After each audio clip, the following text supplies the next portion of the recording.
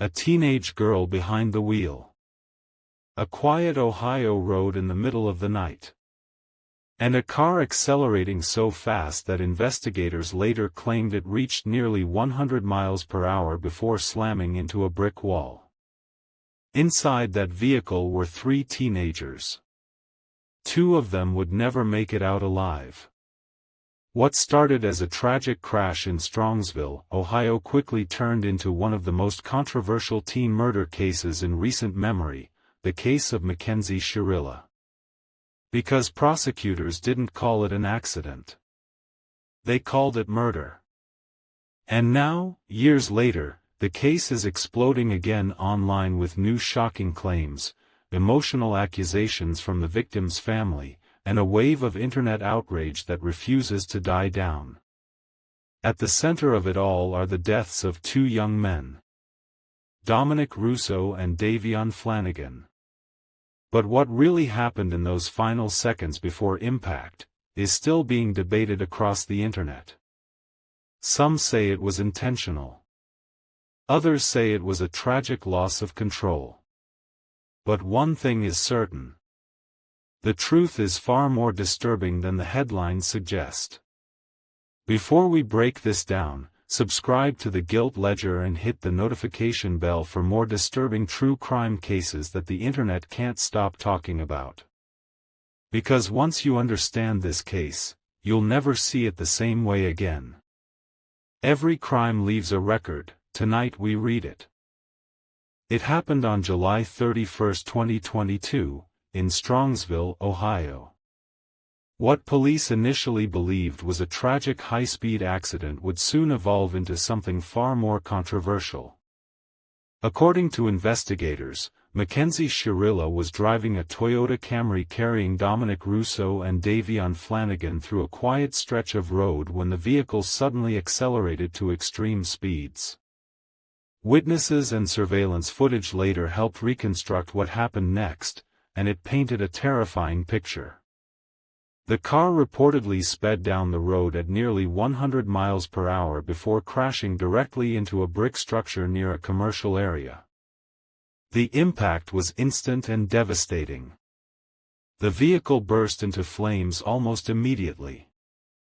Dominic Russo and Davion Flanagan were trapped inside. They did not survive. Mackenzie Shirilla survived the crash. And that fact alone would later become one of the most controversial points in the entire case. When police arrived, the scene was chaotic, burning wreckage, emergency responders rushing in, and no clear explanation for why the car had been traveling at such extreme speed. At first, investigators treated it like a tragic reckless driving incident involving teenagers.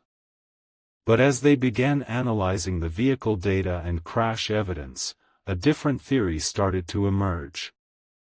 There were reportedly no skid marks. No signs of braking. No attempt to swerve away from impact. And that detail would completely change the direction of the investigation. Because what looked like a tragic accident was now being re-examined as something far more intentional. And once prosecutors began digging into the relationship between Mackenzie Shirilla and Dominic Russo, the case took a darker turn than anyone expected. Before headlines labeled her a killer, Mackenzie Shirilla was known as a suburban teenager from Ohio with a seemingly ordinary life. She grew up in Strongsville, attended school, spent time with friends, and documented pieces of her teenage years on social media like millions of others. But beneath the polished online image, prosecutors later argued there were signs of emotional instability, relationship turmoil, and escalating conflict. By all accounts, Mackenzie and Dominic Russo had a complicated relationship. Friends allegedly described emotional highs and lows common in toxic teenage romances. The pair reportedly broke up and reunited multiple times. Court testimony would later reveal accusations of manipulation, arguments, and emotional dependence. Investigators believed these tensions became critical in understanding the motive behind the crash. Dominic came from a close-knit family that would later become highly vocal during court proceedings. His death devastated relatives who believed the collision was intentional from the beginning. Another passenger, Davion Flanagan, was also killed in the fiery impact. Unlike Dominic's turbulent relationship with Mackenzie, Davion was described as a friend caught in the middle of something he never saw coming. As police pieced together the timeline, disturbing details emerged. According to investigators, Mackenzie had exchanged emotional messages before the crash. Prosecutors argued she was angry and emotionally volatile in the hours leading up to the collision. Surveillance footage allegedly showed her driving recklessly at extreme speed before impact. Data recovered from the vehicle would later show no braking attempt occurred. What shocked many observers was how young everyone involved was. The victims were teenagers. Mackenzie herself was only 17 at the time. Yet prosecutors described behavior that sounded more like a calculated revenge plot than an impulsive accident. The case quickly transformed into a debate over whether teenagers are capable of forming murderous intent in moments of emotional chaos. Social media only intensified the scrutiny. Old videos and photos of Mackenzie spread online rapidly. Internet sleuths analyzed her body language, facial expressions, and courtroom reactions frame by frame. Some viewers insisted she looked cold and emotionless. Others argued people were projecting villainy onto a traumatized teenager. Meanwhile, the victims' families faced an entirely different reality. For them, this wasn't internet entertainment. It was permanent loss.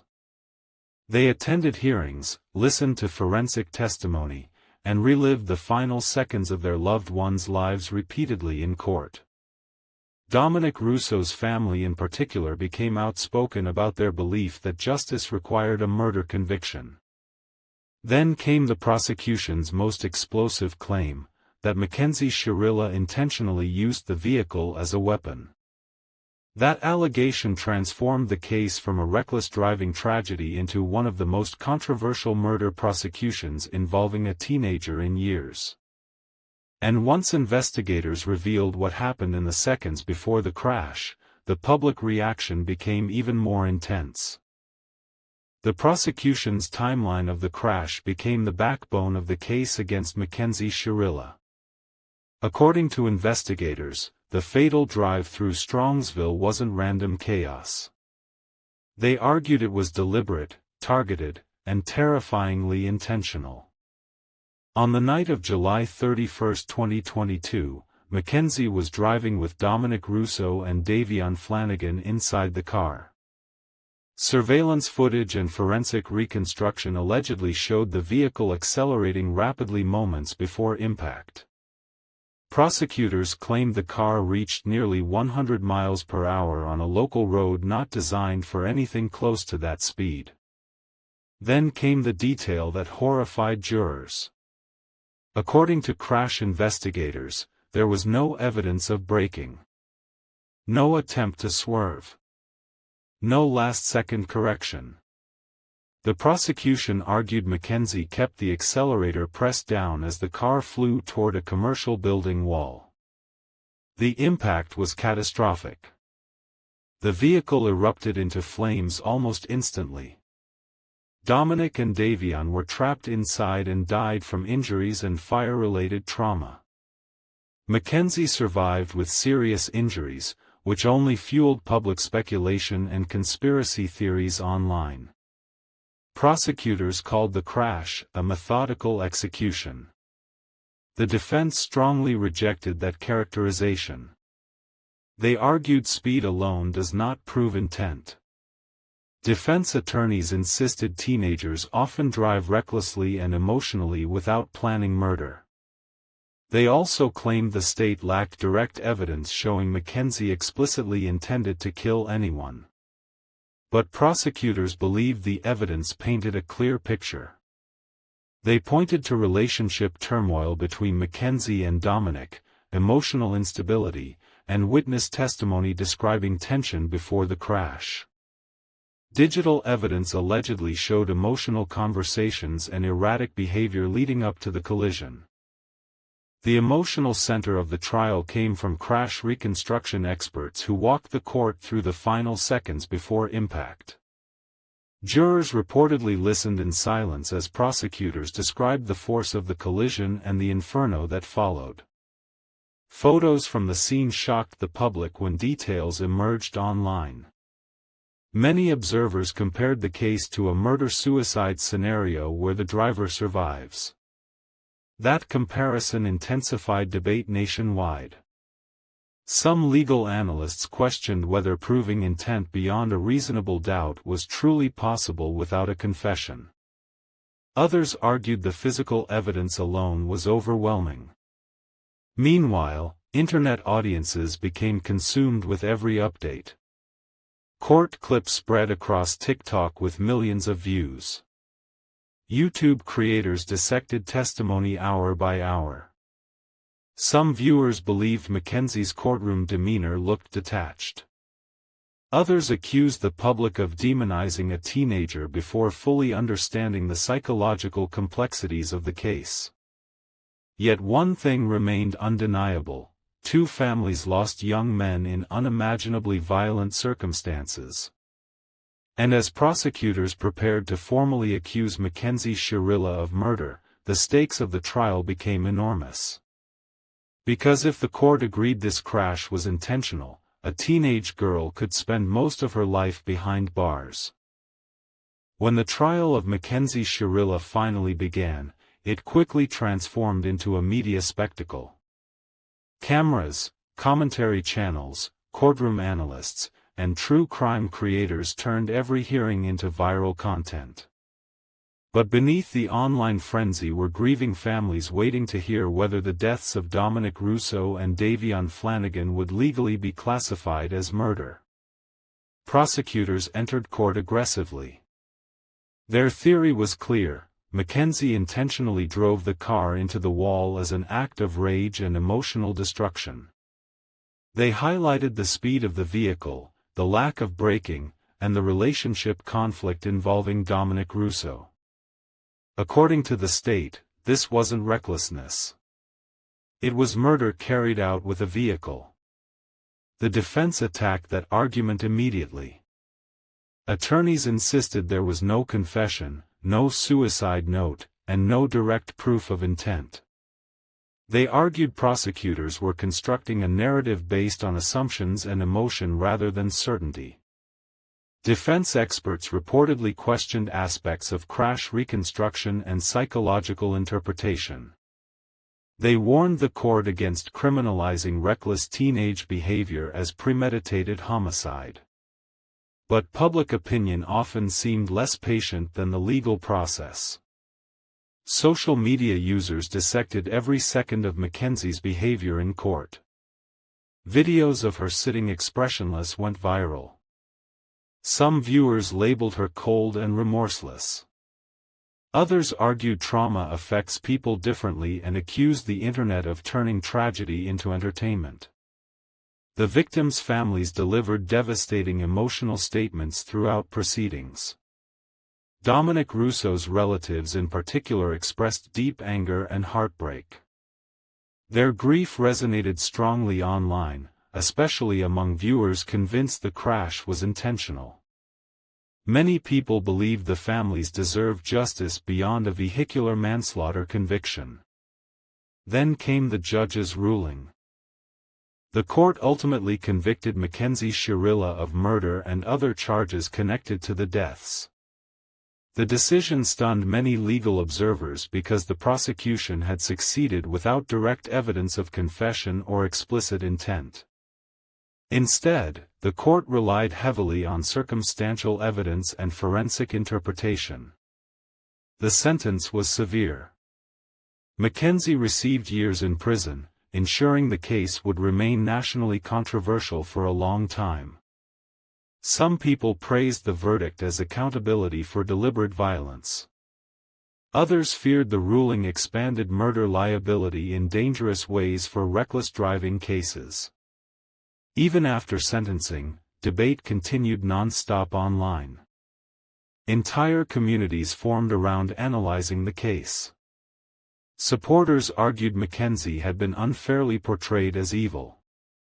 Critics insisted the evidence spoke for itself. But while the public argued online, the victims' families continued mourning privately. And according to new allegations and online statements that surfaced later, emotions inside those families never truly calmed down. Instead, years after the crash, tensions exploded again, this time through accusations, social media comments, and a fresh wave of outrage involving Dominic Russo's sister. For the families of Dominic Russo and Davion Flanagan, the guilty verdict against Mackenzie Shirilla did not erase the pain. If anything, it intensified public attention and reopened emotional wounds repeatedly every time the case trended online. Dominic Russo's family became especially vocal after the trial. During sentencing, emotional victim impact statements painted a heartbreaking picture of grief, anger, and devastation. Family members described Dominic as a young man whose future was stolen violently and intentionally. They rejected any attempt to portray the crash as a tragic accident. Online, supporters of the victims amplified those emotions. Thousands of comments flooded social media demanding accountability and condemning Mackenzie. Some viewers referred to her as manipulative or calculating.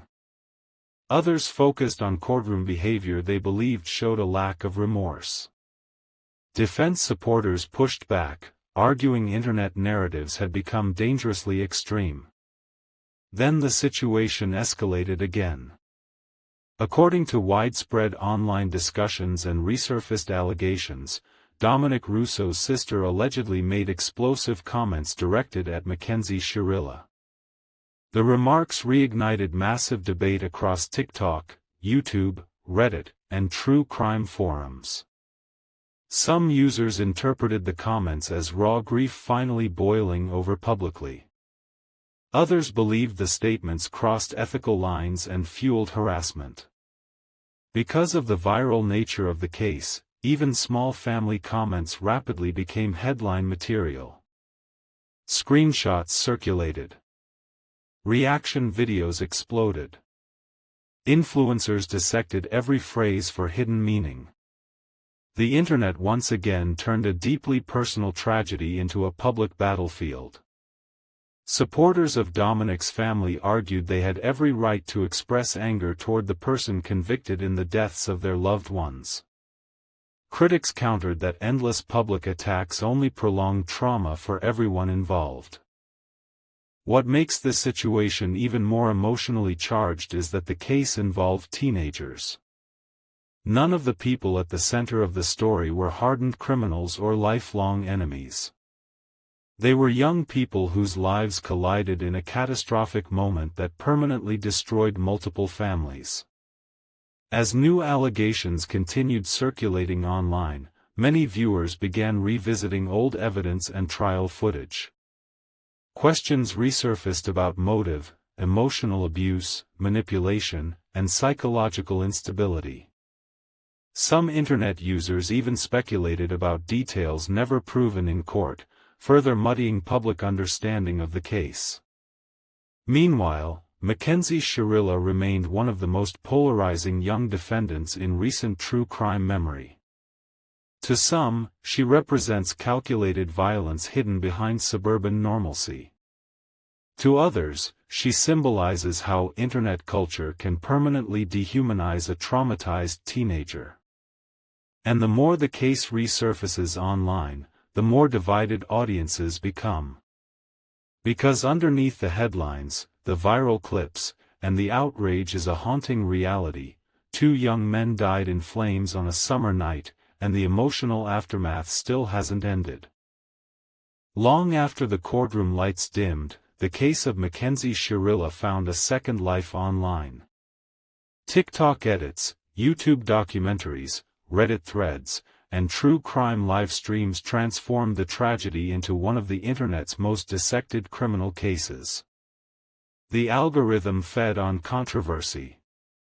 Every courtroom clip generated arguments in the comments. One side believed Mackenzie was a cold-blooded killer who intentionally murdered Dominic Russo and Davion Flanagan.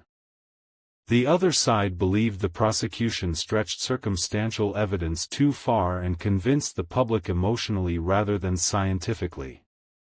People analyzed her stare, her silence, her expressions. Even the way she sat in court became evidence in the eyes of internet spectators.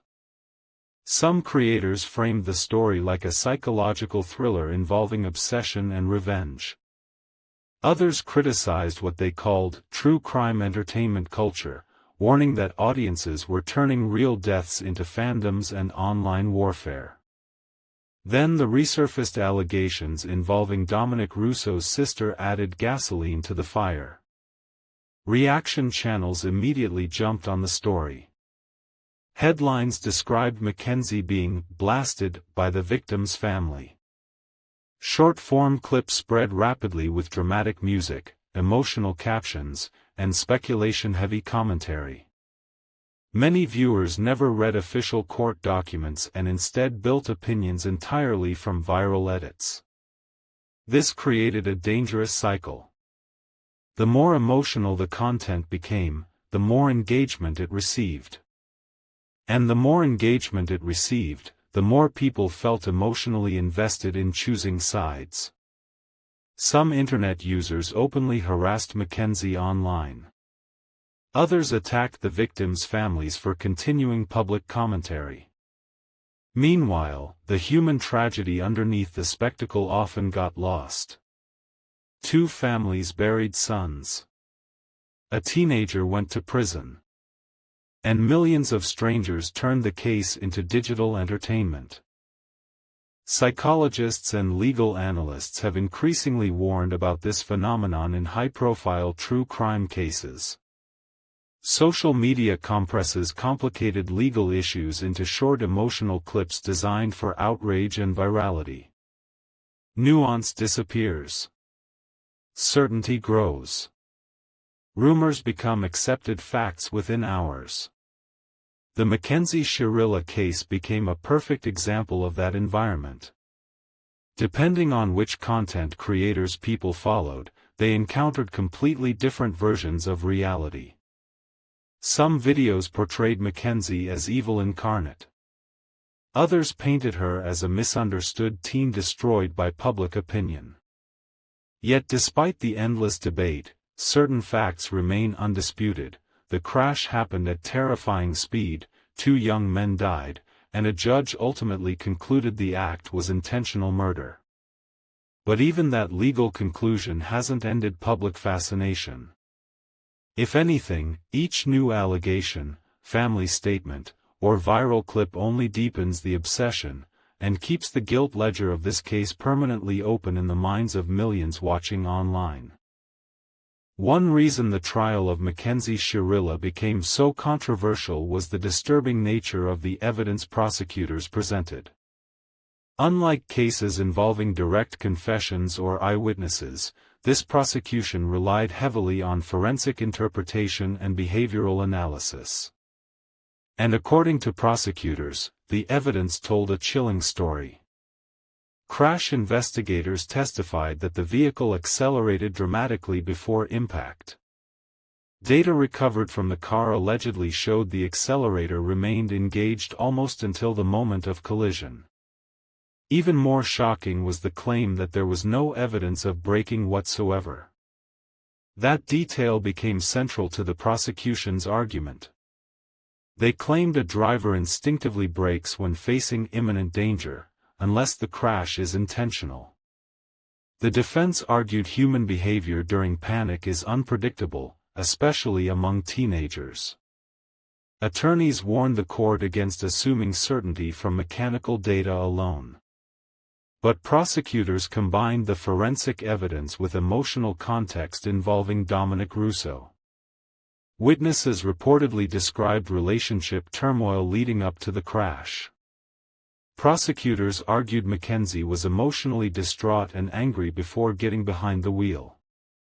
The state portrayed the collision as an impulsive but intentional act rooted in emotional conflict.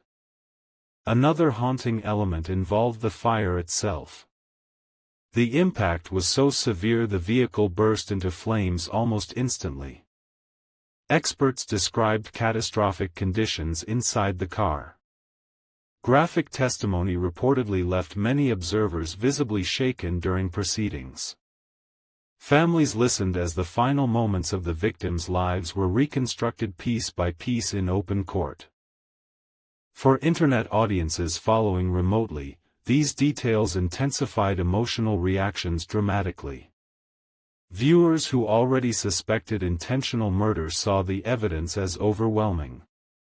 Others remained uncomfortable with how much of the prosecution's case depended on interpreting intent from circumstantial behavior.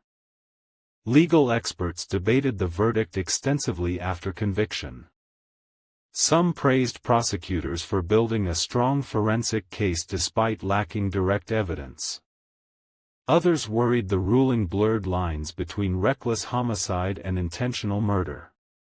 Could future prosecutors use similar arguments in other extreme crash cases? That question became a serious legal discussion following the trial. Yet for the victims' families, the courtroom arguments were secondary to grief. Every piece of evidence represented another reminder of horrifying loss.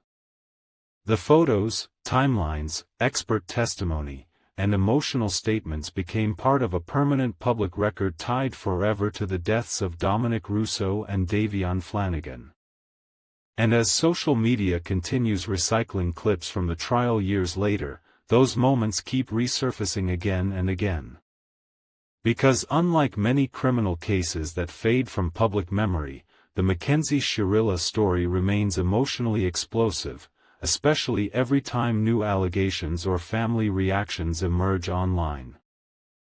While prosecutors described Mackenzie Shirilla as a teenager who intentionally weaponized a car, the defense fought to present an entirely different narrative, one centered on recklessness, trauma, and reasonable doubt. Defense attorneys argued there was no direct proof Mackenzie wanted anyone dead. No manifesto. No confession. No explicit threat. No suicide message. Instead, they claimed prosecutors created a theory based on emotional assumptions surrounding her relationship with Dominic Russo. The defense maintained that teenagers often engage in reckless and impulsive behavior without homicidal intent. They warned that anger, speeding, and emotional instability do not automatically equal murder. Attorneys questioned whether the state truly proved beyond a reasonable doubt that Mackenzie consciously decided to kill everyone inside the vehicle. Supporters online echoed these concerns loudly. Some legal commentators believed the prosecution leaned too heavily on circumstantial interpretation. Others worried public outrage influenced perception before the trial even began. Viral courtroom clips, emotional reactions, and social media narratives created immense pressure around the case. Critics of the verdict pointed out that surviving a crash does not necessarily disprove suicidal or reckless behavior. Human outcomes in catastrophic collisions are unpredictable. Some viewers argued Mackenzie herself suffered devastating physical injuries and psychological trauma. But opponents countered with the prosecution's strongest point, the absence of braking. For many people, that single detail overshadowed everything else. As debate intensified online, the case became less about one crash and more about broader questions involving criminal intent, youth psychology, and media influence. Could emotional teenage recklessness legally become murder? Or did the forensic evidence clearly prove deliberate violence? The defense also struggled against public perception shaped by viral clips. In the Internet age, courtroom demeanor often becomes part of the unofficial evidence. Some viewers believed Mackenzie looked detached during proceedings.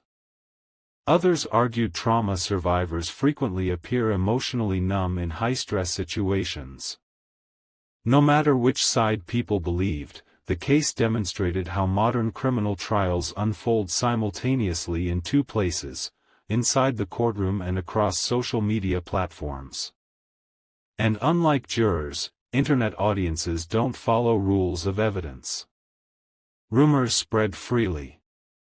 Opinions harden instantly. And once someone becomes the villain of a viral true crime narrative, public perception rarely changes. That reality continues affecting Mackenzie Shirilla even after conviction, especially whenever new accusations or family commentary resurfaces online and pushes the story back into public conversation once again. Years after the crash, the story of Mackenzie Shirilla still dominates true crime discussions online.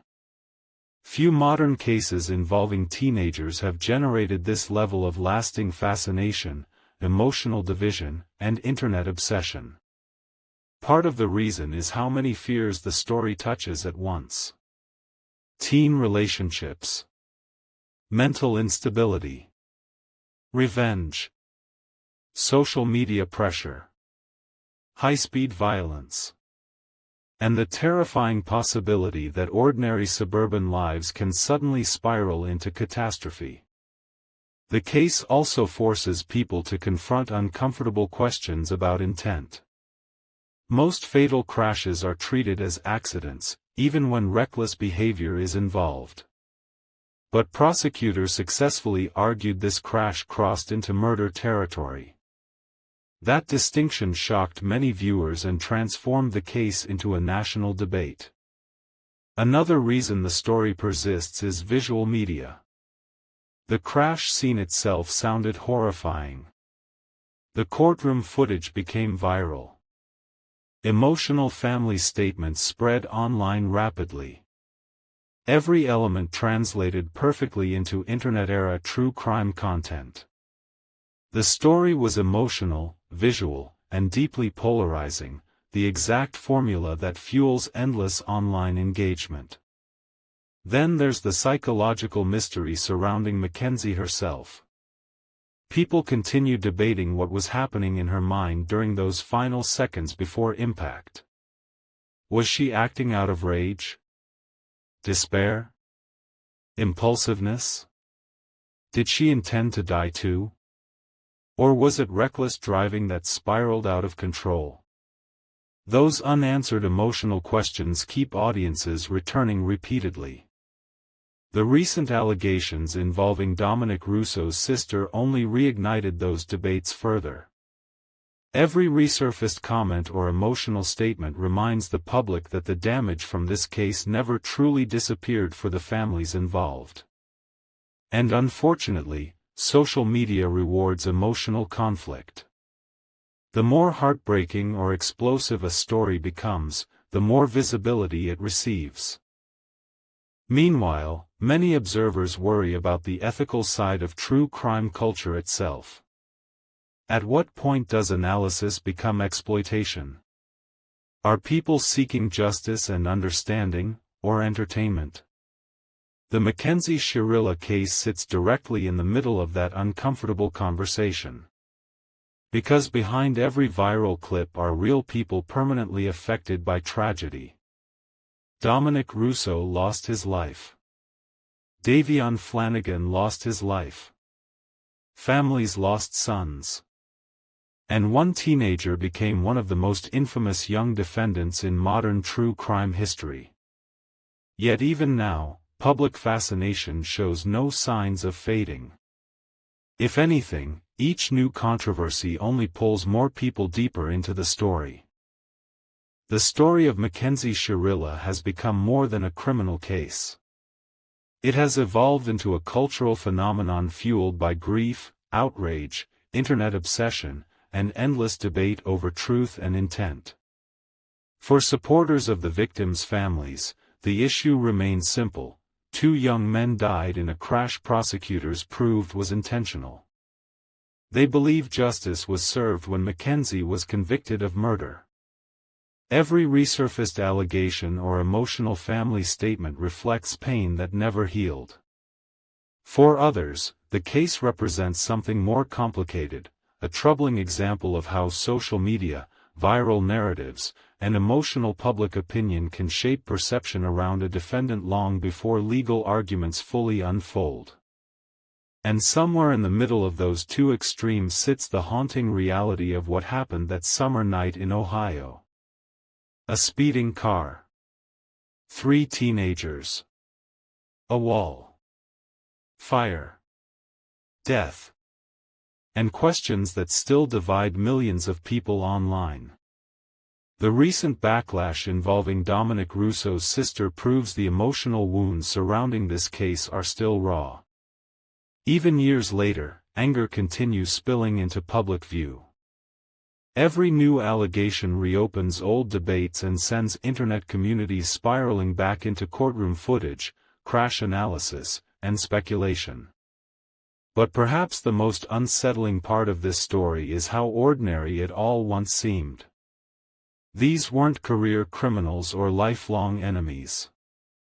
They were suburban teenagers whose lives became permanently connected by one catastrophic moment. And because modern true crime culture archives everything forever, their story continues replaying endlessly online. Some viewers search for justice. Others search for answers. Some simply cannot look away. No matter where people stand, the Mackenzie Shirilla case has secured a permanent place in modern true crime history, not only because of the horrifying crash itself, but because of the emotional chaos that followed afterward.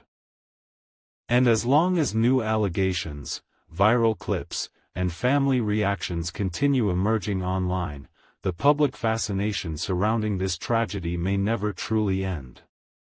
Subscribe to the Guilt Ledger and hit the notification bell for more disturbing true crime breakdowns, because some cases fade with time. And others leave scars that the internet refuses to let disappear.